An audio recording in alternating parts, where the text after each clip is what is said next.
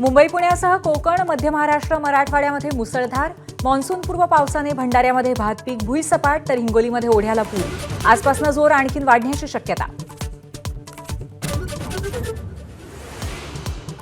सिंधुदुर्ग जिल्ह्याला मान्सूनपूर्व पावसाने झोडपलं. सावंतवाडीमध्ये तब्बल 130 मिलीमीटर तर मालवणमध्ये 114 मिलीमीटर पाऊस. अर्ध्याहून अधिक सिंधुदुर्ग जिल्ह्यामध्ये अंधार. मान्सूनपूर्व पावसाने स्मार्ट सिटी म्हणवणाऱ्या पुण्यालाही झोडपलं. अनेक ठिकाणी रस्ते पाण्याखाली, घरं आणि दुकानात पाणी. चिंचवडमध्ये सर्वाधिक पाऊस.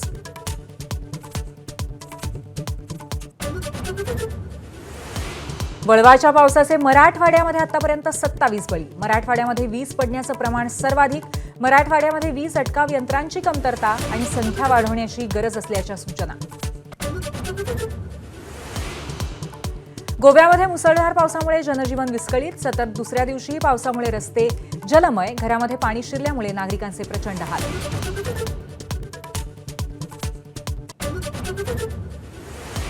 अरबी समुद्रामध्ये कमी दाबाचा पट्टा. पुढच्या 36 तासामध्ये संपूर्ण कोकण किनारपट्टीवरती मोठा परिणाम होण्याची शक्यता.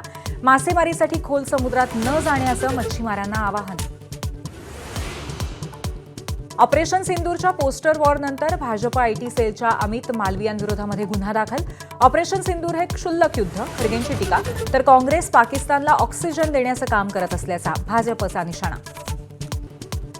ऑपरेशन सिंदूरमध्ये अग्निवीरांचा भीम पराक्रम. पाकिस्तानी सैन्याला अग्निवीरांनी दिला जोरदार दणका. 2 अग्निवीर शहीद.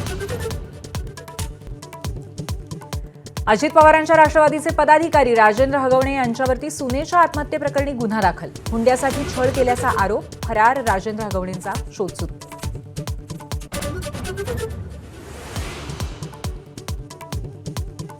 छत्तीसगडमधल्या अबुझमाडच्या जंगलामध्ये 26 नक्षलवाद्यांचा खात्मा. गृहमंत्री विजय शर्मा यांची माहिती. सुरक्षा यंत्रणेचा एक जवानही शहीद.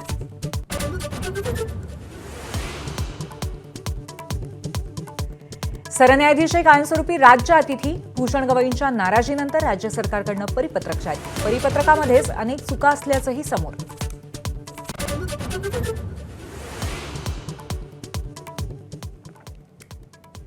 ज्येष्ठ खगोलशास्त्रज्ञ डॉक्टर जयंत नारळीकर यांच्यावरती आज शासकीय इतमामामध्ये अंत्यसंस्कार. मुख्यमंत्री आणि उपमुख्यमंत्र्यांनी घेतलं पार्थिवाचं अंतिम दर्शन. एबीपी माझा, उघडा डोळे बघा नीट.